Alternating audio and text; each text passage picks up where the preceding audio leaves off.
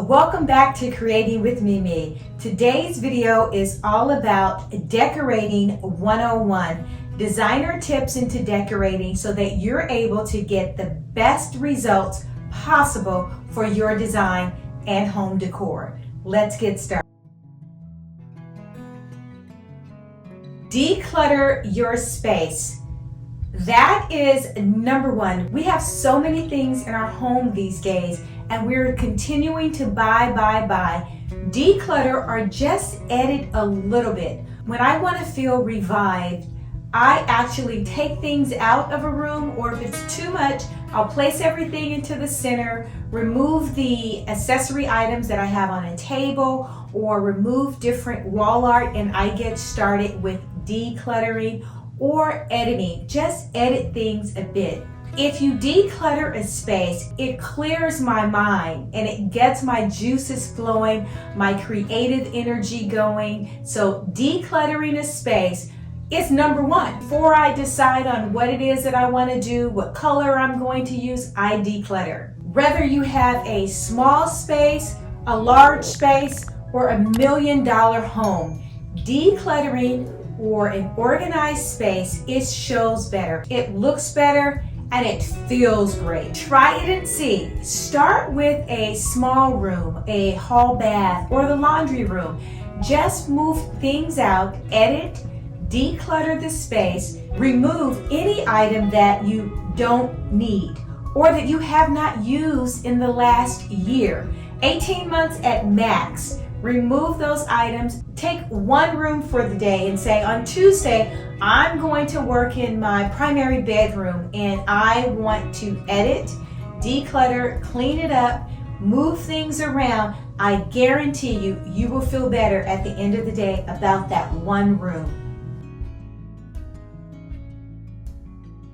Next tip, be inspired. What inspires you? What is your design style? What do you like? Even if you don't know your style category, what do you like? What is your style for this phase of your life? Because design styles, they evolve. They change as we change in life. If we're not changing, we're stagnant, and we don't want to be stagnant. We want to continue to grow. If you're not sure, there are some things that you can actually do. Number one, if you're at a friend's house, think about what it is about that house that you like. Is it the color scheme? Is it the texture? Those are techniques that you can utilize. If you're in a furniture store and you see a vignette that you just absolutely love, take a picture. Take time to think about what it is that you like about the space. Is it the sofa? Is it the chair? Is it the color? Is it the texture? Take notes, take a picture, and decide after you've looked at these things and thought about it, then you can say, okay, I'm farmhouse. I like that. I am transitional. I like that. If you're not sure what transitional is, I've completed a video that goes into detail about transitional style. Or I'm traditional. I've tried all of these other things. I don't like farmhouse. It's too country for me. I'm not saying that I don't like it, but I'm talking about you. If you don't like farmhouse, if it's too country for you, then you can decide by going to furniture stores. Another great place is open houses. Go to open houses and see what's going on. I have content videos from model homes and it shows you the latest decor styles. Maybe there's something in those particular model homes that inspires you.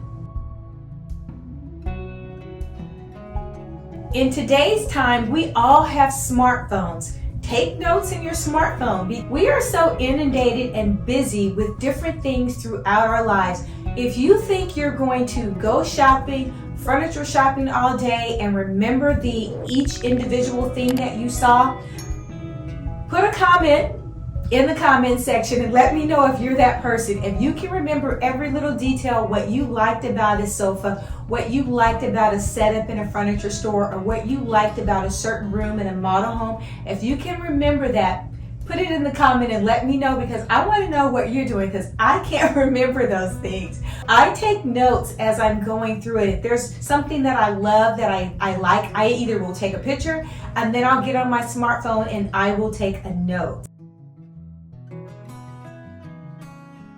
Another great place that you can look for inspiration, Pinterest.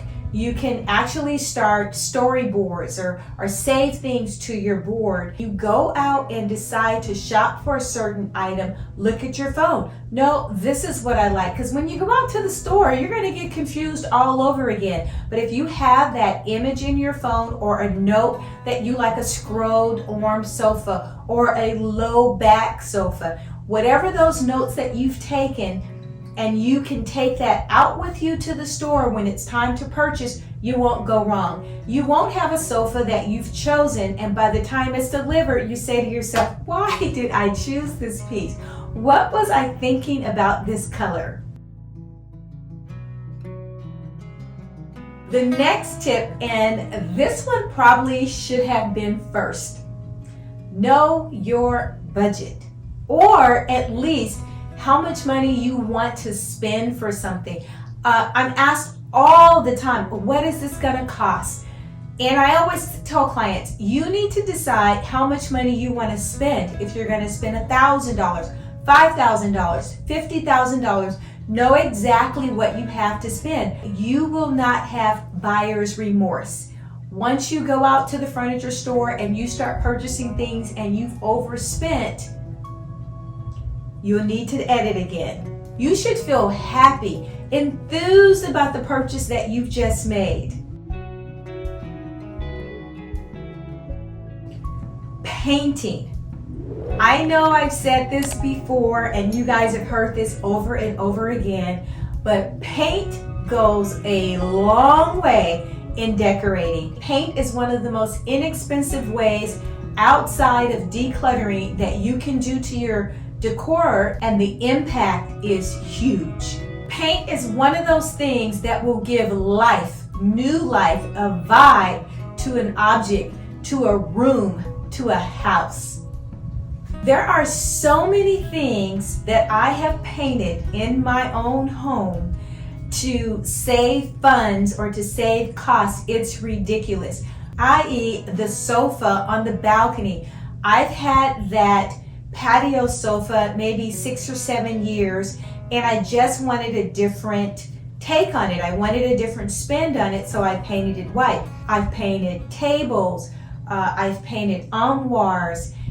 You can paint darn near anything. Painted the inside of my fireplace black because I didn't want to see the brick stone anymore. You can paint anything that you pretty much want. You just have to find out what's the right paint, the type of paint that you need for the surface. I will pop in the before and after of this wall alone. Before it was white and now it's black. I want you guys to take a look at what paint did just for one wall. I only painted one wall in this room and I transformed the space. When you're purchasing items for your decor, only purchase the things that you absolutely love. Even if you're not sure where it's gonna go, if it's a bus, the bus that is in my studio now, I purchased this about a year ago. I didn't know how I was going to utilize it, but the piece spoke to me when I saw it. I purchased only the things personally for me that I absolutely love.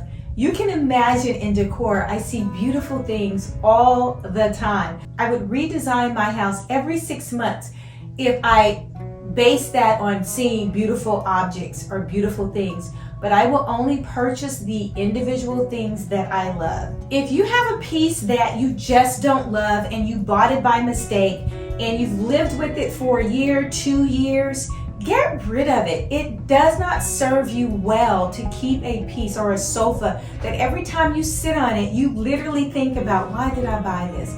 It's not comfortable. Your home should be your sanctuary, so you should be choosing things in your home that bring you joy, that bring you peace, and that bring you comfort. Decorate and accessorize your items in odd numbers. Usually people say 3s. You can do 5s, depending on the space, where it's going, and how you're utilizing it. Because if I take a large area or a console and I place an image, lean it up against the wall, on that console, I could add 3 to 4 other items on that one large console area, especially if the console area sits 6 feet wide. The next decorating 101, always use texture. Texture will add interest, it will add variety, and it keeps a place from looking or being stagnant. So how do we add texture? We could add texture in shape. We could add texture with actual touches of material. We can add textures with dimension. Just about any design, any decor style, except for maybe if you're super modern, you want to go really light on the texture, but you can add textures to most design styles. If you have a white or neutral color palette, texture will make the room sing. For example, wood, jute, rattan, leather, all of those materials will bring texture into a space. Beautiful pillows, it will literally make the room sing. Any greenery will bring life and texture to the space as well, i.e. plants, pillows. You guys know I love me some green pillows, so bring some branches from outside. Just cut some branches and sit them in a vase on top of your island. It brings life to the room. Use wall art. If your room is monochromatic, choose something that's in 3D. You will keep the monochromatic look, but texturize that. Do something that's handcrafted. Take these balls and put them on top of your wall art. It's absolutely gorgeous.